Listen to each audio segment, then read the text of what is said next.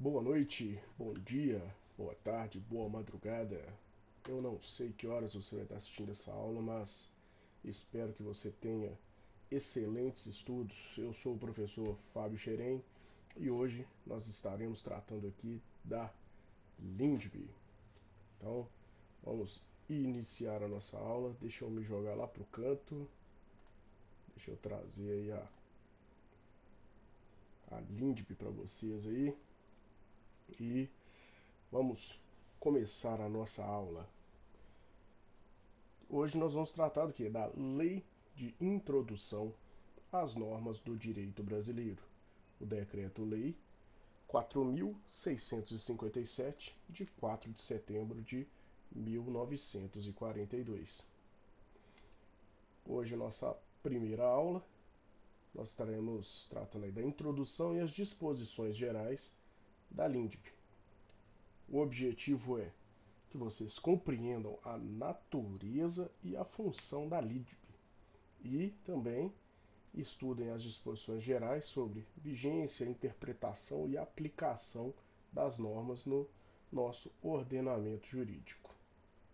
Então, vamos lá. O que é a LINDB, né? A LINDB é o Decreto-Lei 4.657 de 42, né? Que quer dizer o quê? Lei de Introdução às Normas do Direito Brasileiro. Anteriormente, ela era chamada de LIC, porque era uma lei de introdução ao Código Civil. Porém, entenderam aí os legisladores que ela era uma lei mais ampla, né? Que ela tinha aplicabilidade em outros ramos do direito. Então, em 2010, ela foi alterada aí, né? Teve essa alteração no nome dela e ela passou a se chamar Lei de Introdução às Normas do Direito Brasileiro, né? Como eu já disse, ela aplica-se a todos os ramos do direito, né? A gente vai ver que ela não é uma norma que trata apenas de direito civil. E nós vamos ver que ela se trata de um conjunto de normas sobre normas. Porque ela traz normas que irão disciplinar as demais normas do nosso ordenamento jurídico, né? Ela é chamada assim, de lecus legum, que seria isso, é a lei das leis. Outra característica aí da LINDB, ela é atemporal. Ela disciplina aí, ó, as próprias normas jurídicas, não as próprias normas dela, mas as próprias normas jurídicas do ordenamento, trazendo regras para sua vigência e aplicação, né? E ela tem aí o status de lei ordinária, e um asterisco aí, ela não é um código, tá?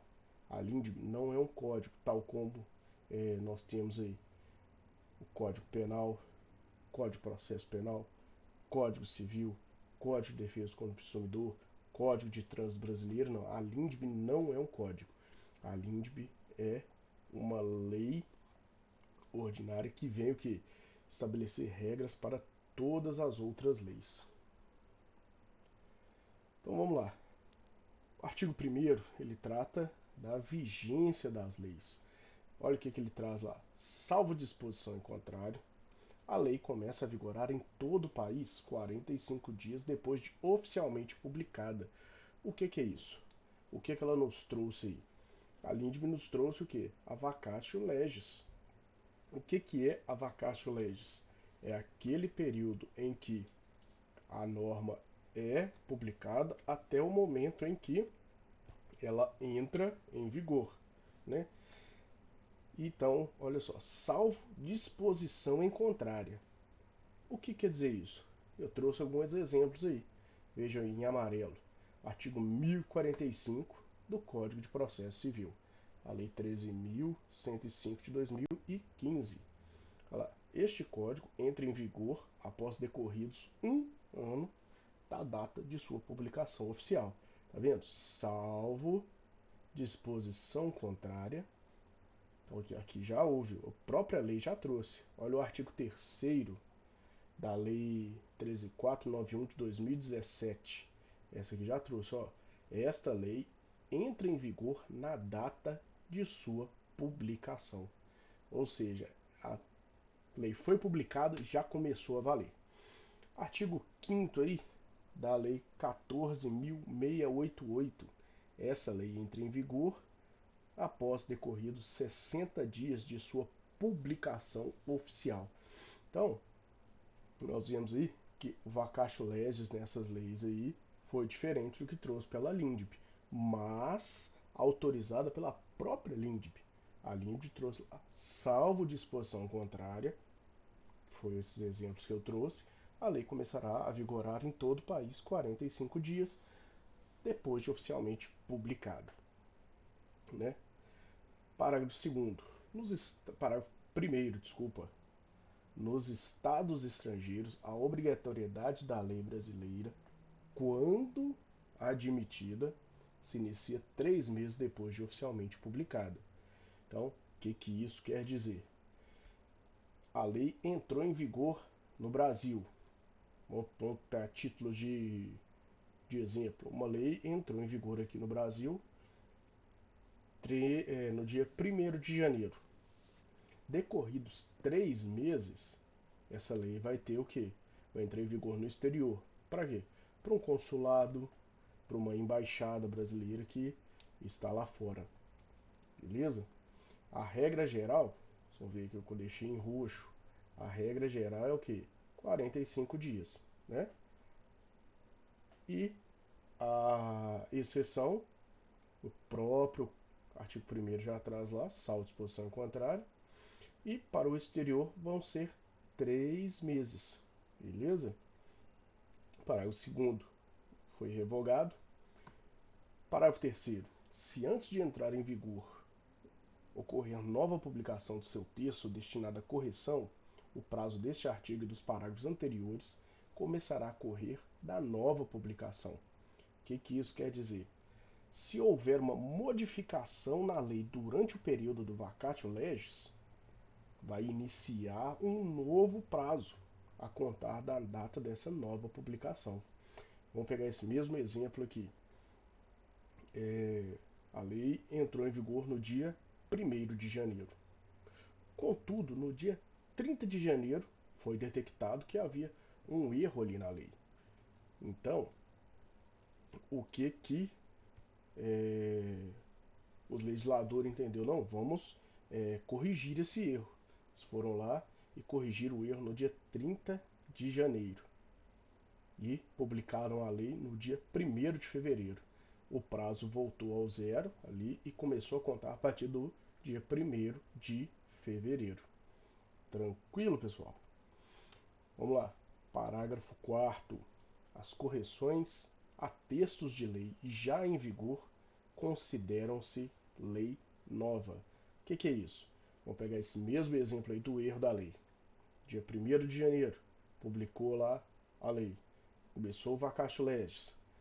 O legislador foi omisso quanto ao prazo que ela iria começar a valer. Então, vai valer o quê? 45 dias. 1º de janeiro, então vai dar ali mais ou menos o dia 14, 15 de fevereiro.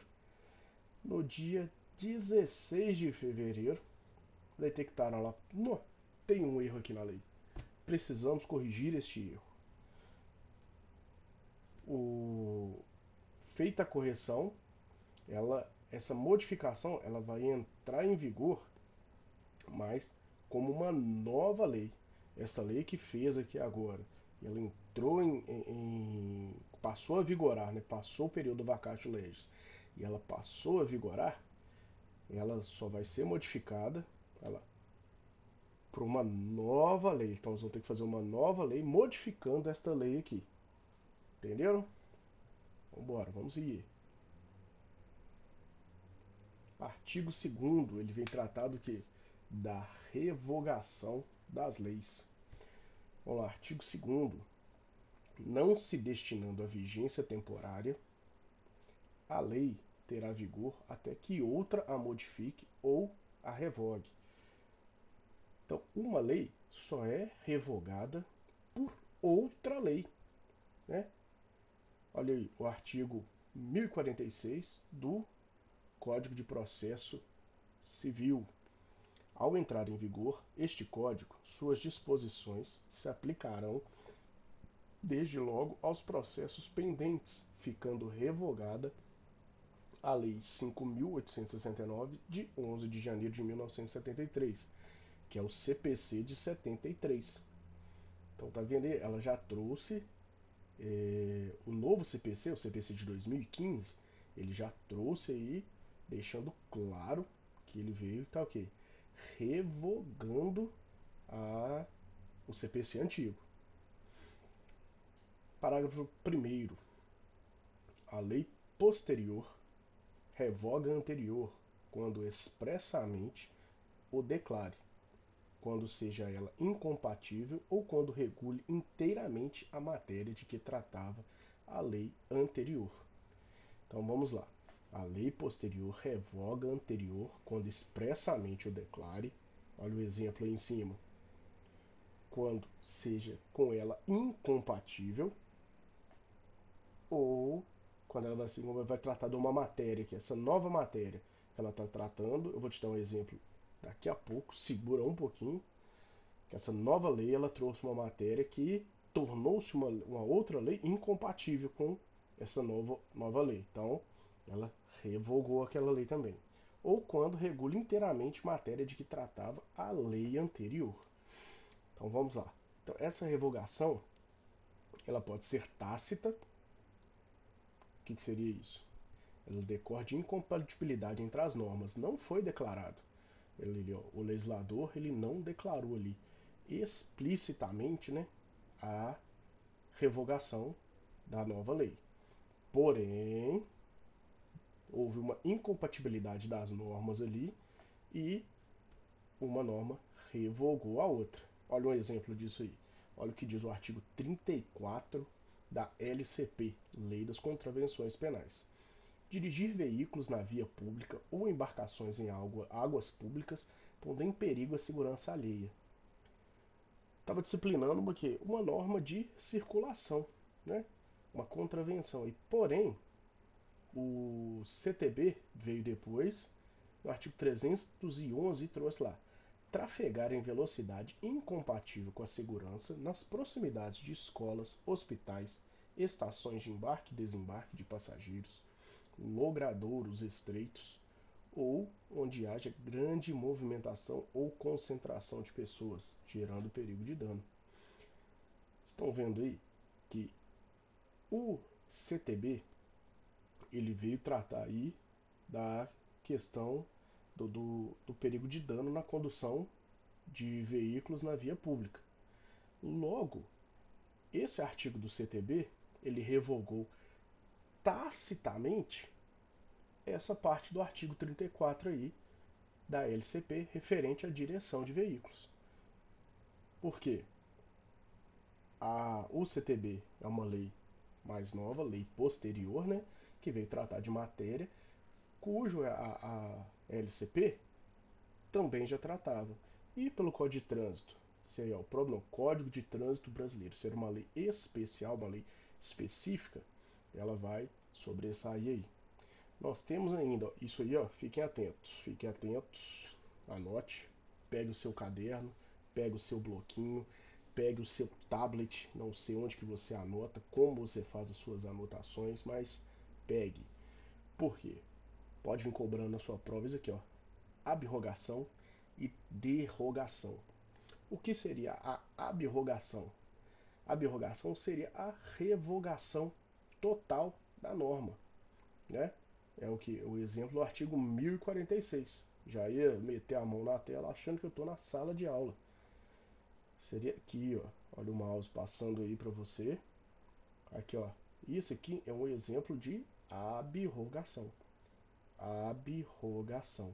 Revogação total da norma. Nós temos também o que? A derrogação, que é o que? Uma revogação parcial da norma. Isso é uma revogação parcial da norma. Ou vamos pegar um exemplo. Suponhamos que temos uma lei que trata de determinada matéria. trata de uma matéria penal. Vou te dar um, aí, ó, ótimo exemplo que eu lembrei aqui agora. Temos o crime aí de violação de domicílio, previsto aonde? No Código Penal Brasileiro. Porém, a nova lei de abuso de autoridade, ela trouxe lá em um dos seus crimes, é o que? Vai ser caracterizado abuso de autoridade o agente público que entra na casa sem a permissão. Eu vou falar bem simples aqui, tá, gente? Pra gente não complicar demais e entrar no ramo aí do direito penal. Ah, professor, foi revogado? Houve a revogação parcial? Sim, para o agente público. Por quê? O agente público, estando ali em serviço, agindo em razão da função, ao entrar numa casa sem a devida autorização, ele está deixando de praticar o crime de invasão de domicílio previsto no Código Penal e está praticando o crime de invasão de domicílio da lei de abuso de autoridades. Bacana?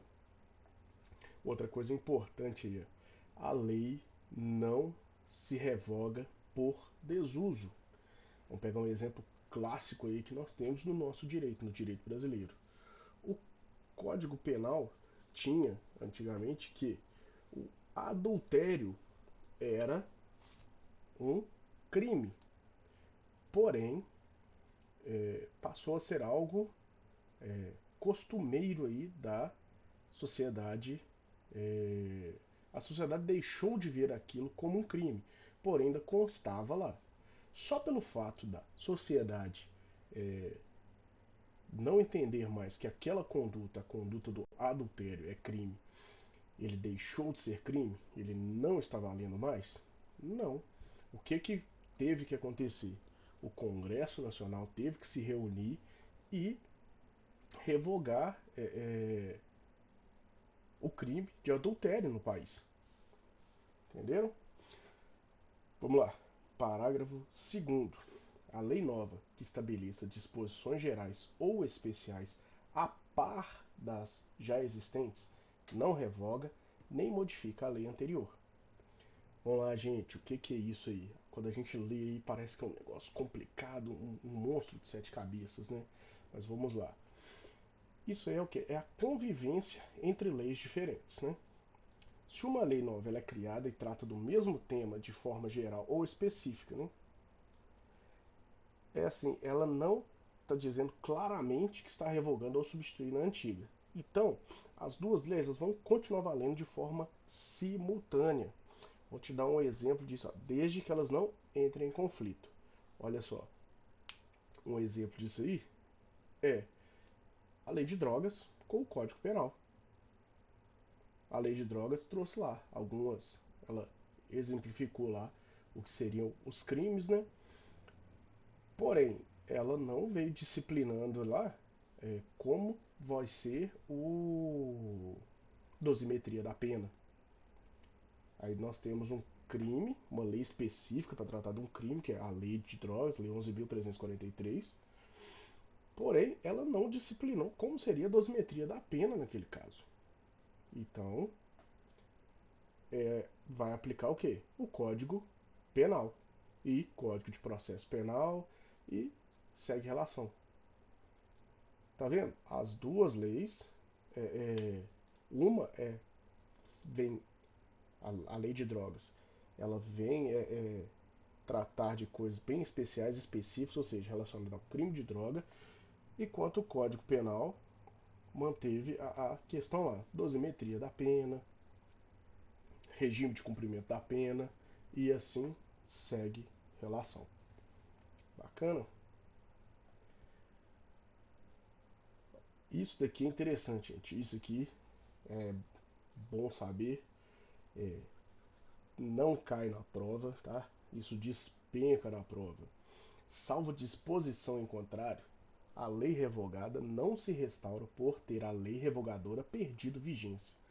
Vamos lá, simplificando isso aí. Uma lei, ó, tá faltando um A aqui, ó. O professor comeu mosca no A. Uma lei não volta com a revogação da lei que a revogou. né? Isso aí é o que? Chama-se de repristinação. Para você entender melhor, vamos lá. Suponhamos que o Congresso Nacional se reuniu e editou a Lei número 1000 do ano 2000, que vai tratar sobre regras de aposentadoria. Vamos chamá-la de Lei A. Contudo, no ano de 2005, entenderam que aquela Lei A não estava muito boa. Então o Congresso se reuniu e editou lá a Lei B. Aí veio lá, Lei 1500 de 2005. E no corpo dela, lá ela veio dizendo expressamente que estava revogando a Lei 1000, a Lei A. Então nós temos aí, ó, tínhamos a Lei A, surgiu a Lei B. A Lei B veio e revogou a Lei A. Bacana? Então, passado mais um tempo, nosso exemplo aí, decorridos mais 5 anos, o Congresso novamente se reuniu e falou: não, gente, essa Lei B ainda não tá boa. Fizeram a terceira, fizeram a Lei C.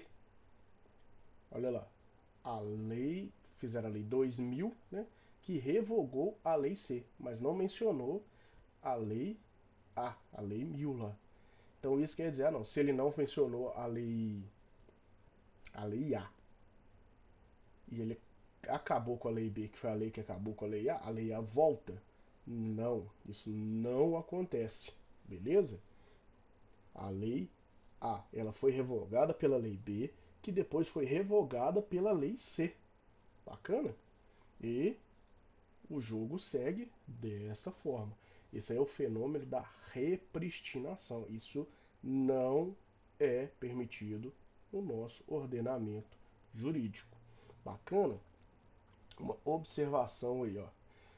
O artigo 2º da LINDB, ele fala que uma lei pode ter vigência temporária.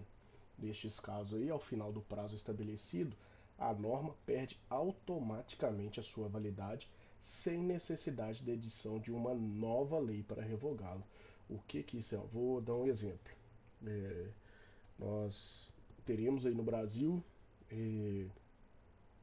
a vigência de uma lei. Ó.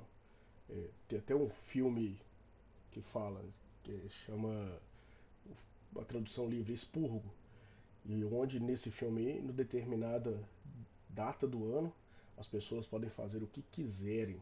Ela pode ir para a rua, pode roubar, pode matar, pode correr pelado pela rua, mas é só naquele dia, a partir das 0 hora do dia X até as 23h59 do dia X. Virou isso aí, já acabou. E tudo que for feito ali, ó, naquele período ali, tá valendo. Esse é um exemplo o quê? De uma lei de vigência temporária. Beleza? Ela já nasce no corpo dela, ela já vai vir trazendo. Esta lei, ela vai valer do período tal até o período tal. Bacana? Ah, não. Nesse exemplo esdrúxulo desse filme, vamos supor que chega no Brasil a lei que permita andar pelado na rua, do dia 1º de maio até o dia 15 de maio. Aí beleza, deu o dia 1º de maio, todo mundo saiu aí na rua, do jeito que veio ao mundo, até o dia 15. No dia 16 de maio, um desavisado vai, gostou daquilo e sai na rua aí, como veio ao mundo. Aplicação da lei do Código Penal, porque ele estava liberado, entre aspas, poder andar nu aí do dia 1º até o dia 15 de maio aí, no nosso exemplo. Bacana? Artigo 3º, esse aqui é interessante. O desconhecimento da lei. Ninguém se excusa de cumprir a lei alegando que não a conhece. A partir do momento que uma lei entra em vigor, todo mundo tem que cumprir a lei. E ele não pode falar, eu não conhecia, eu não sabia. Isso não é válido. Um exemplo, ó, a pessoa chega, estaciona em local proibido, vem o agente de trânsito, faz a autuação e promove a remoção do veículo. Aí essa pessoa que teve seu veículo removido vai chegar lá e falar, eu não sabia que não podia estacionar ali. Perdoe a minha multa. Não, isso não vai acontecer. Vamos lá, gente. O artigo 4º e 5º, ele vai tratar de interpretação. Olha só. Quando a lei for omissa, o juiz decidirá o caso de acordo com a analogia, os costumes e os princípios gerais do direito. O que isso quer dizer? Que, havendo uma lacuna na lei, o que vai acontecer? Vai ter uma coisa que é chamada de colmatação. O que é a colmatação? É o fenômeno de preencher lacunas ou falhas na lei. Ou seja, ele vai integrar o ordenamento jurídico. Né? E como que o juiz vai fazer isso? Quando a lei não vier tratando propriamente ali, ó, ela deixar de especificar qual é a conduta, o juiz vai julgar com base na analogia, costumes e princípios gerais do direito. O artigo 5º, na aplicação da lei, o juiz atenderá aos fins sociais a que ela se dirige e às exigências do bem comum. O que é isso aí? Ó? Os fins sociais da lei. Toda lei tem um propósito, um objetivo, né? Pode ser resolver um problema, disciplinar uma conduta, proteger direitos, né? E a exigência do bem comum, o quê? É o que é melhor para a coletividade, né? Não pode servir apenas para interesses pessoais. Vou te dar um exemplo claro disso e como que isso acontece. O indivíduo está ali fazendo a traficância, né? Comercializando ali, ó, é, drogas ilícitas. E vem a polícia ali, o policial vem e prende ele, né? Quando ele chega na audiência de custódia, querendo ali se livrar, é, se ver livre, se ver solto ali, né? Não amargar a dura cana que o espera, ele alega para o juiz que fala assim: Excelência, fui torturado, fui agredido pelos policiais, essa prisão é ilegal, eles não poderiam ter feito isso, tem que me soltar. O juiz mantém a prisão, tendo em vista o quê? O bem coletivo, porque quem é a vítima no crime ali do tráfico de drogas? É a sociedade. Né? Então, tendo em vista o bem comum, o juiz mantém aquele indivíduo preso em flagrante, converte a prisão em flagrante dele ali em prisão temporária, e, porém, isso não vai eximir do juiz determinar que sejam feitas investigações para apurar é, é, essa suposta prática criminosa aí pelos policiais, beleza? Uma coisa não elide a outra, beleza? Mas olha só, a lei não está falando. Aqui, ó, a lei está falando aqui, ó, na aplicação da lei, o juiz atenderá aos fins sociais a que ela se dirige e às exigências do bem comum. O que é mais interessante, manter esse traficante preso ou deixar ele solto para ele continuar traficando? Né? Melhor mantê-lo preso. Então, o juiz assim o decidirá, se for o caso. Vamos lá, a lei no tempo. A lei em vigor terá efeito imediato e geral, respeitados o ato jurídico perfeito, o direito adquirido e a coisa julgada. Vamos lá. Reputa-se ato jurídico perfeito já consumado segundo a lei vigente ao tempo em que se efetuou. O ato jurídico perfeito é aquele que já foi integralmente realizado conforme a lei vigente no momento de sua celebração. Ou seja, o direito ele já foi exercido e todos os atos necessários já foram concluídos, não podendo ser alterado por lei posterior. Vamos lá, vou te dar um exemplo. Eu resolvo te vender meu carro. Ah, professor, você vai vender o carro por quanto? Vou te vender o carro por R$ 1. A gente faz o contrato, assinamos, você vai lá me dar R$ 1 para cá e eu te dou a chave do carro, documento, tudo para lá. Porém, vem uma lei e fala assim, ó, está proibido vender carros no Brasil abaixo de R$ 5. Aí eu vou virar e falar assim, opa, não, então eu posso ganhar mais R$ 4. Aí eu viro e falo, não, eu que ó, tava errado, a lei mudou, então volta. Negativo. Ato jurídico perfeito. Já fizemos tudo conforme a lei vigente ali. Então, acabou, já era. Vamos lá agora, direito adquirido. O direito adquirido é aquele que já se incorporou de forma definitiva ao patrimônio ou à personalidade do titular. Quer ver um exemplo? A lei de aposentadoria. Vou te dar um exemplo aqui. Ó. Vamos supor que vigora no país uma lei falando que o cara vai se aposentar ali com 45 anos. Beleza, aí o sujeito foi lá, começou a trabalhar, tudo, beleza, chegou lá na época, 45 anos, aposentou. Passou ali, ó, para a sua aposentadoria. Foi descansar. Então, não, mas se aposentar 45 anos está muito novo. Aí o pessoal vai e muda a lei. E passa, não, agora tem que aposentar com 55. Este sujeito que já labutou até os seus 45 anos, ele vai ter que voltar a trabalhar mais 10? Não, porque ele já se aposentou. Beleza? Essa nova lei, quando surgiu, ele já estava aposentado. Né? Isso aí é o direito adquirido. Agora, se, para expectativa de direito, só um plus aqui.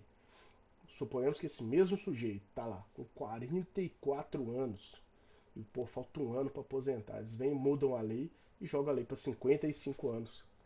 Aí ele fala: Não, mas eu já estou trabalhando tem muito tempo, eu quero que mantenha essa aí. Negativo, porque ele tinha uma expectativa de direito. Né? Ele tinha uma expectativa de se aposentar com 45. Mudaram a lei e passaram para 55. Então ele terá que trabalhar aí mais este período até inteirar a idade. É claro que quando há essas mudanças aí de aposentadoria, né, essas mudanças previdenciárias aí, aqueles que já estão ali, ó, na marca do pênalti ali para ir embora, o legislador ele faz uma regrinha de transição ali para não prejudicar tanto aquela pessoa. Né? Por fim, o parágrafo terceiro chama-se de coisa julgada ou caso julgado a decisão judicial que já não caiba recurso. O que é isso aí, gente? É o trânsito em julgado. Né? Já acabou, não dá mais para recorrer, o juiz já decidiu, bateu o martelo, passou-se os prazos recursais e agora aquilo ali tornou-se coisa julgada. Bacana? E uma coisa que os senhores têm que ter em mente, ó, a lei não retroage, salvo disposição expressa. Né? Olha só, o inciso 55. 55, isso é X, não, mentira, 50, desculpa, do artigo 5º da Constituição Federal. A lei penal não retroagirá, salvo para beneficiar o réu. Bacana? Então, olha só, esse exemplo aí da aposentadoria que eu acabei de dar. A lei não vai voltar para beneficiar esse cara só para ele aposentar mais cedo. Não, amigo, agora 55. Infelizmente, agora você vai ter que contribuir mais um pouquinho aí. Bacana? Bom, lá, pessoal, terminamos a nossa primeira aula aí. Tenham bons estudos aí e a gente se vê em breve.